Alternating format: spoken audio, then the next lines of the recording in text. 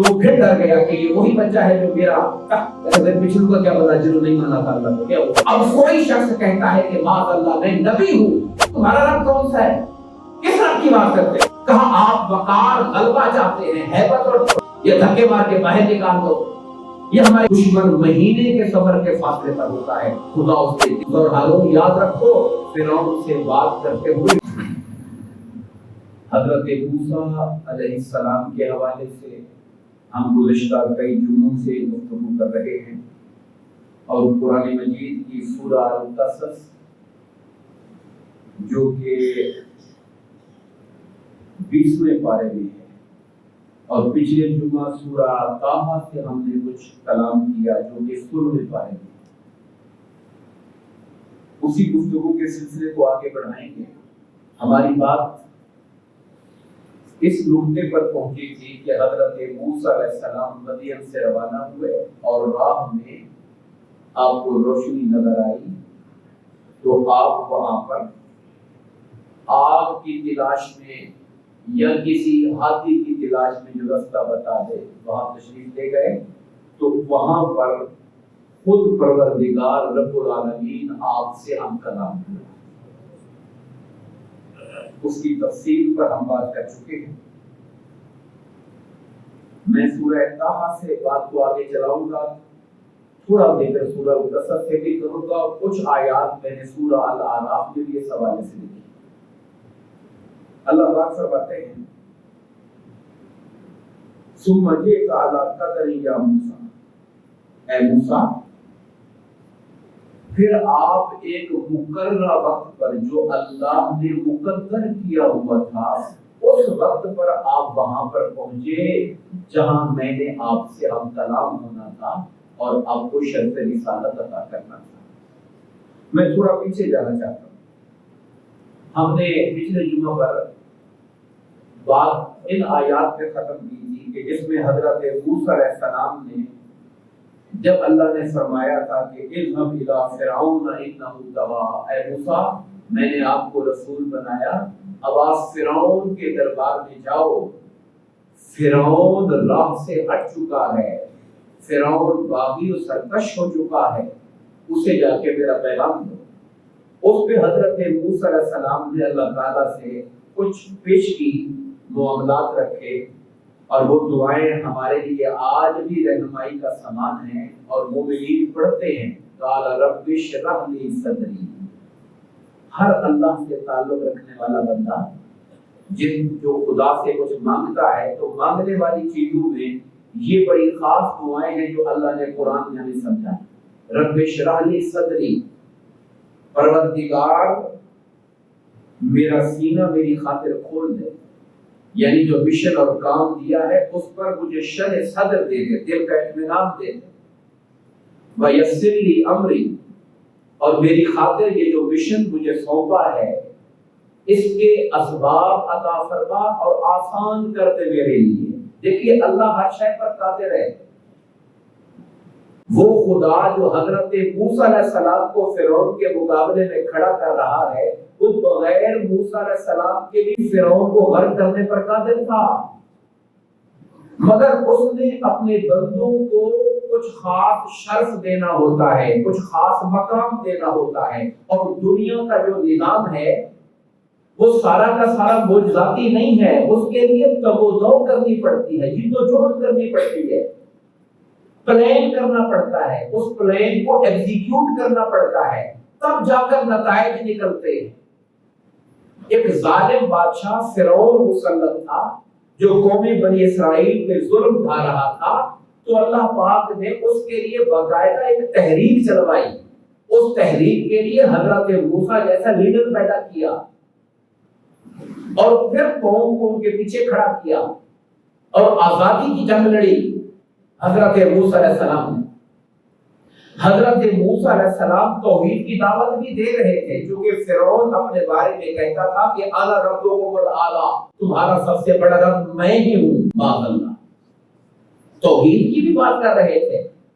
لیکن ابھی آپ ان آیتوں میں دیکھیں گے جو بنیادی مطالبہ حضرت موسیٰ کرتے ہیں جا کر، وہ یہ کرتے ہیں کہ قوم بنی اسرائیل کو غلامی کے چکر سے آزاد کرو، میری قوم کے حوالے کرو، میں ان کو یہاں سے لے کر الگ وطن دینا چاہتا ہوں۔ آزادی کی جنگ اللہ نبیوں سے لڑوا رہا،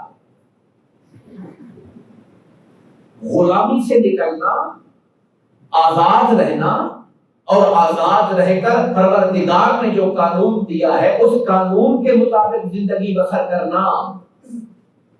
پاکستان بھی اسی لیے لیا گیا تھا۔ ہمارے بڑوں نے بھی قائد اعظم محمد علی جناح کی قیادت میں آزادی کی جنگ لڑی، اور اس آزادی کی جنگ کو میں آپ کے سامنے یہ رکھنا چاہ رہا ہوں کہ یہ ایک مقدس فریضہ ہے، آزادی حاصل کرنا اور پھر آزادی کی حفاظت کرنا، اپنی آزادی کو بچانا۔ کوئی آپ کو پھر سے غلام نہ بنا لے، کوئی آپ کو پھر سے اس طرح سے اپنی حاکمیت میں نہ لے لے کہ پھر آپ وہاں پر اپنی ذاتی قانون، ذاتی رائے اور اللہ رسول کے قانون کے مطابق زندگی نہ بسر کر سکے، کوئی آپ کو روک دے، آپ کی خود مختاری پر حملہ کرے۔ یہ ساری باتیں وہ ہیں جو ایک صرف ملکی وطنی باتیں نہیں ہیں، اگر مقصد نیک اور اللہ کی رضا ہے تو یہ عین دین ہے اور نبیوں کی سنت اور طریقہ۔ تو انہوں نے عرض کی کہ میرا کام آسان کر دے، لسانی، میری زبان کی گرہ کھول دے۔ وہ گرہ کب آئی تھی؟ وہ ہم نے ایک واقعہ پڑھا ہے کہ جب حضرت موسیٰ علیہ السلام نے بچپن میں فرعون کی گود میں کھیلتے ہوئے اسے تھپڑ مار دیا تو پھر ڈر گیا کہ یہ وہی بچہ ہے جو میرا تخت اڑانے والا ہے۔ تو حضرت آسیہ نے کہا بچہ ہے، بچے ایسے کر دیتے ہیں، مار دیتے ہیں، کوئی اس میں پریشانی والی بات نہیں۔ اور اس موقع پر کوئلے اور ہیرے سامنے رکھے گئے تھے۔ یہ ایک واقعہ کتب کے اندر آتا ہے، اور آپ نے کوئلہ اٹھا کے رکھ دیا تو زبان میں نکرت آ گئی۔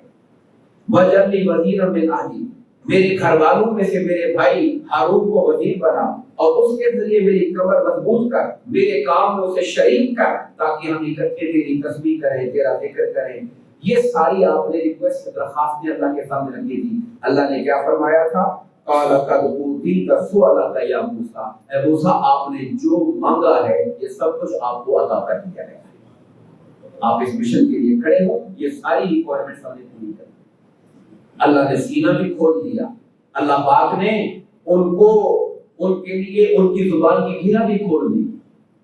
یعنی اب انہیں حضرت ہارون صاحب تو تھے، لیکن ایسا نہیں تھا کہ حضرت ہارون کو آگے کرتے ہیں کہ آپ بات شروع کریں، نہیں، اللہ نے گھیرا کھول دی، اب آپ خود ہی بات کرتے ہیں۔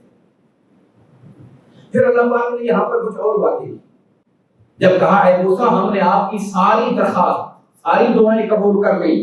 وَلَقَدْ مَنَنَّا عَلَيْكَ مَرَّةً أُخْرَىٰ، اے موسیٰ ہم نے پہلے بھی آپ پر احسانات کیے ہیں، ہم نے آج کرم نوازی نہیں کی، آپ کے بچپن اور پیدائش سے ہم نے اپنی خاص نظر رحمت آپ پہ رکھی ہوئی ہے۔ وَلَقَدْ مَنَنَّا عَلَيْكَ مَرَّةً أُخْرَىٰ اِذْ أَوْحَيْنَا، وہ کون سے کی؟ اللہ نے وہ پچھلی باتیں یاد کروائی، جب ہم نے آپ کی ماں کو یہ الہام کیا تھا کہ انہیں تابوت میں ڈال دو، تابوت کو سمندر میں ڈال دو، سمندر اسے ساحل پہ لے لے گا جہاں میرا دشمن اور اس کا دشمن اس کو لے لے گا۔ یہ باتیں ہم کر چکے ہیں۔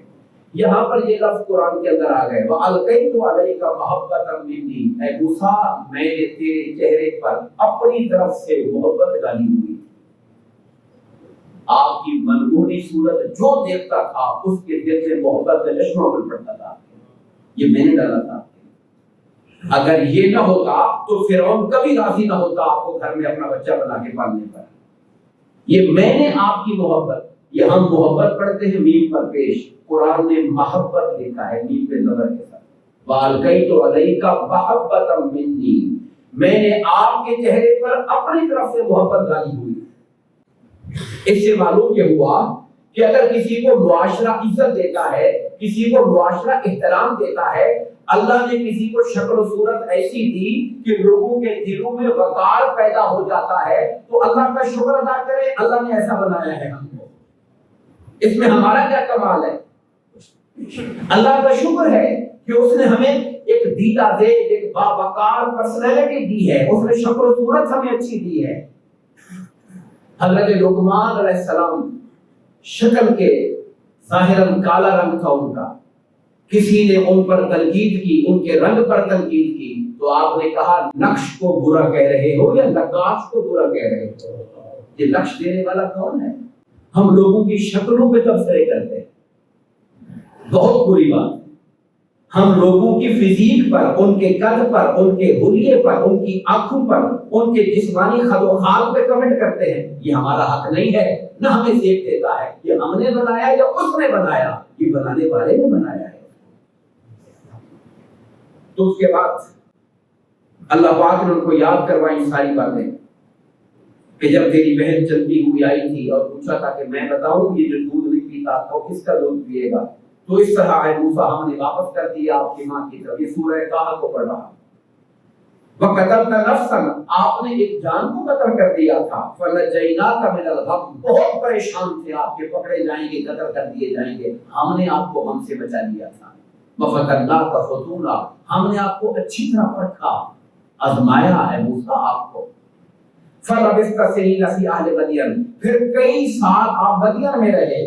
ثُمَّ جِئْتَ عَلَىٰ قَدْرٍ يَا موسیٰ، پھر اے موسیٰ وہ جو اللہ نے لمحہ مقدر کر رکھا تھا اصل میں آپ سے ملاقات اور کلام کرنے کے لیے، این اسی لمحے پر خدا آپ کو وہاں لے کر آ گیا۔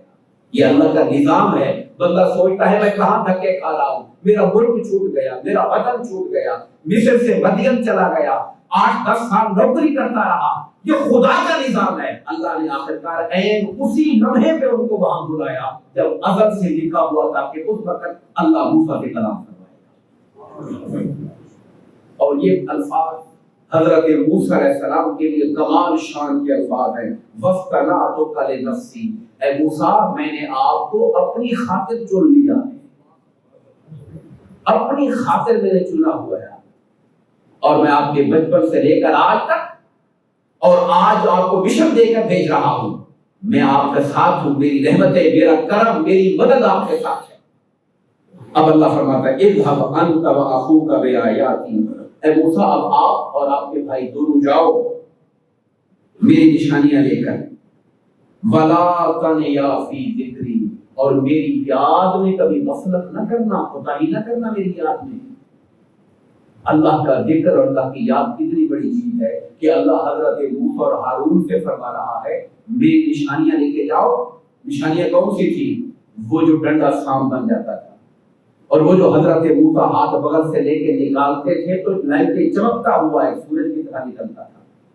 یہ نشانیاں میری طرف سے لے کر جاؤ اور فرعون کے پاس چلے جاؤ، اسے میرا پیغام دو، اسے حق کی بات سمجھاؤ، ہدایت کا پیغام دو اس کو، مگر یاد رکھنا جب یہ ڈیوٹی تم کر رہے ہوگے، یہ مشن تم کر رہے ہوگے، میرا پیغام دے رہے ہوگے، کبھی میری یاد سے غافل نہیں ہونا، کیونکہ جب حالات مشکل ہو جائے تو میری یاد سے دلوں کو سکون ملتا ہے۔ آج اہل پاکستان کو بھی سوچنا چاہیے کہ اگر حالات دشمن نے مشکل بنا دیے ہیں تو اللہ نے ہمارے لیے جو رستہ بتایا ہے وہ یہ بتایا ہے کہ ہمارے دلوں میں، ہماری زبانوں پر خدا کی یاد ہونی چاہیے، ہمارے دل اللہ کی یاد میں ہونے چاہیے، ہمیں تقوی اختیار کرنا چاہیے۔ این حالت جنگ میں جب میرے آقا میدان جنگ کے اندر ہوتے اور صحابہ سے گفتگو کرتے تو پہلا جملہ کہتے اے میرے صحابہ میں تمہیں اللہ سے ڈرنے کی نصیحت کر رہا ہوں۔ جنگیں محض ہتھیاروں سے نہیں لڑی جاتی، جنگیں محض اسلحے کے زور پہ نہیں لڑی جاتی، جنگوں میں کامیابی اللہ کی مدد کے ساتھ ہوتی ہے۔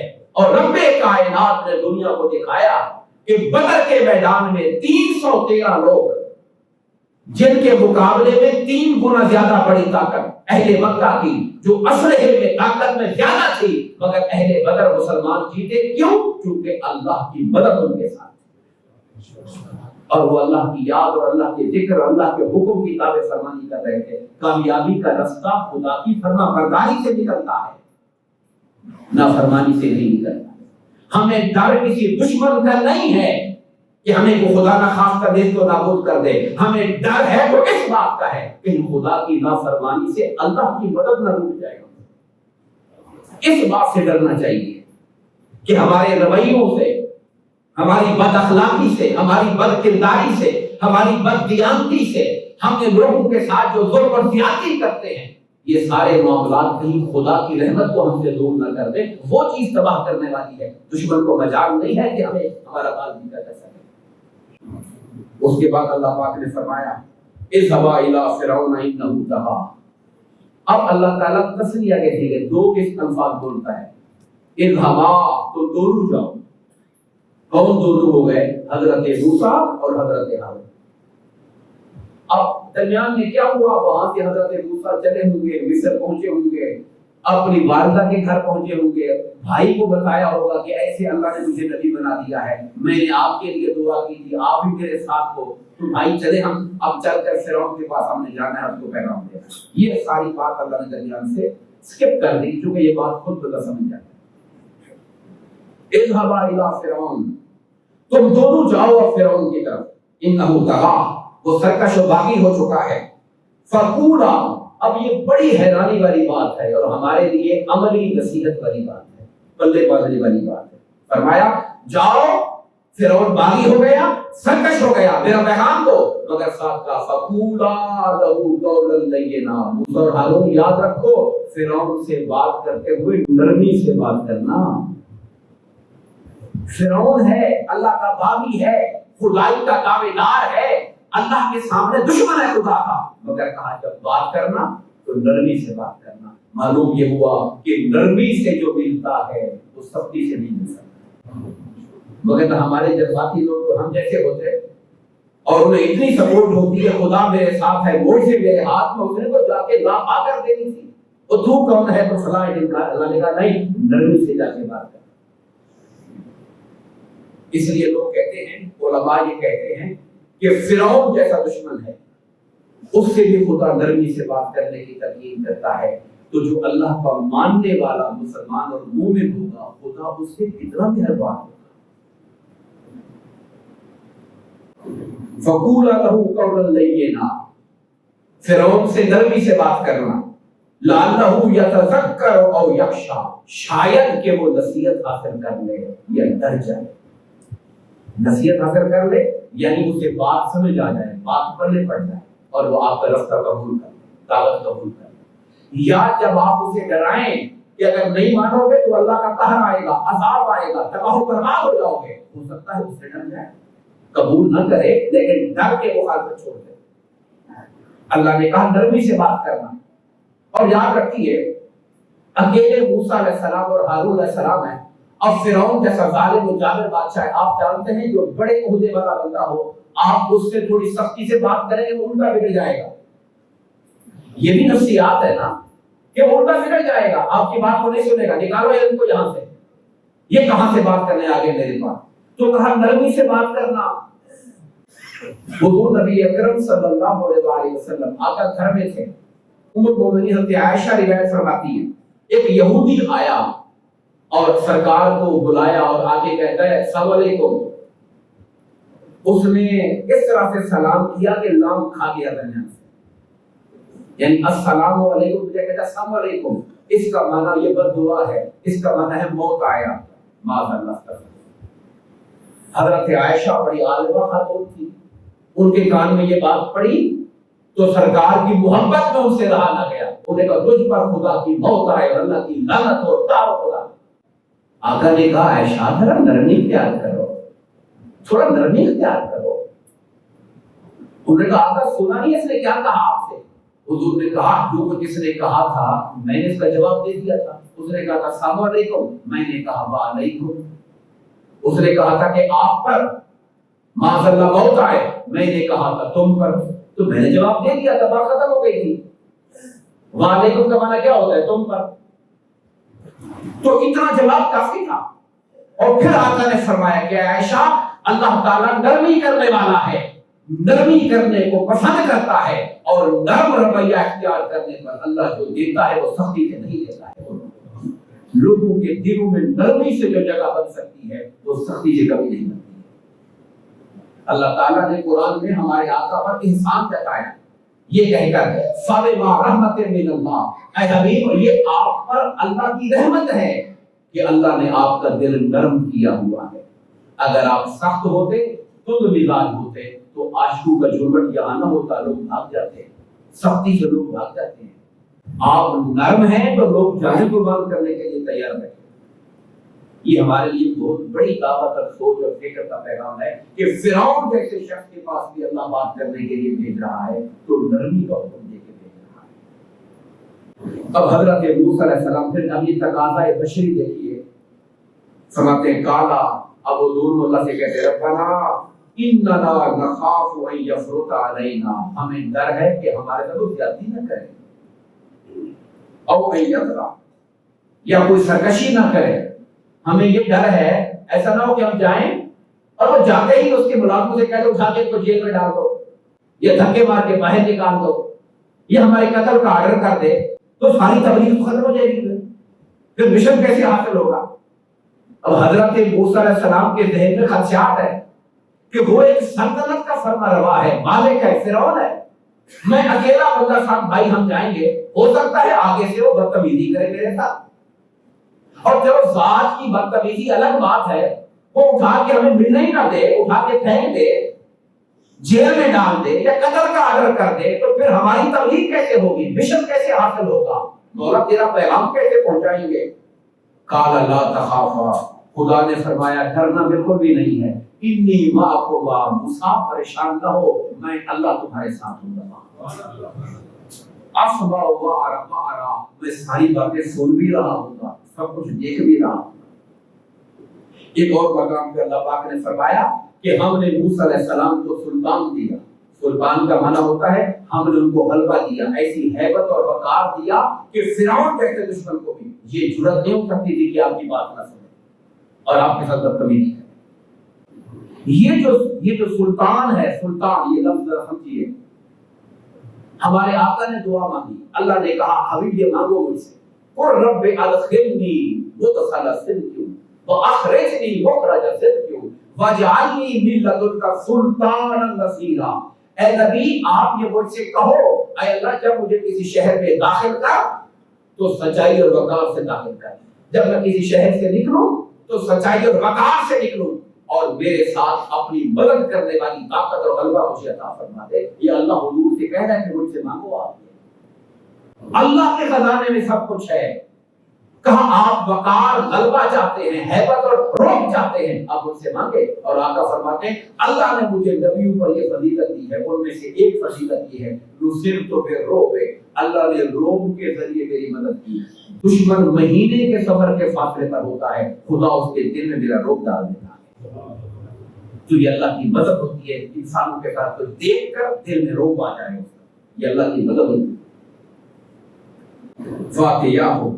اب قرآن کہتا ہے کہ حضرت موسیٰ اور ہارون دونوں اب فرعون کے دربار میں پہنچ گئے. فقولا انا رسول ربک فارسل معنا بنی اسرائیل، اور آ کر کہا کہ اے فرعون ہم اللہ کے بھیجے گئے رسول ہیں، رسول ربک، ہم تیرے رب کے رسول ہیں. لفظ وہ چنے کہ اس کے پورے عقیدے اور نظام کو دھڑام کر کے کہتے ہیں. وہ کیا کہتا تھا؟ میں تمہارا رب ہوں. حضرت موسیٰ کہتے ہم تیرے رب کے بھیجے گئے رسول ہیں، تیرے اوپر بھی کوئی رب ہے. انا رسول ربک، ہم تیرے رب کے رسول ہیں. فارسل معنا بنی اسرائیل، ہمارے ساتھ بنی اسرائیل کو بھیج. پہلا مطالبہ ہی قوم کی آزادی کا مطالبہ ہے.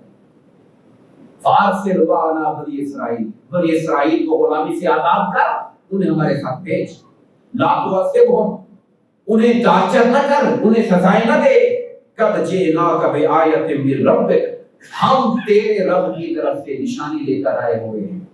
والسلام علی من اتبع الہدی، سلام ہو اس پر جو ہدایت کی پیروی کرے.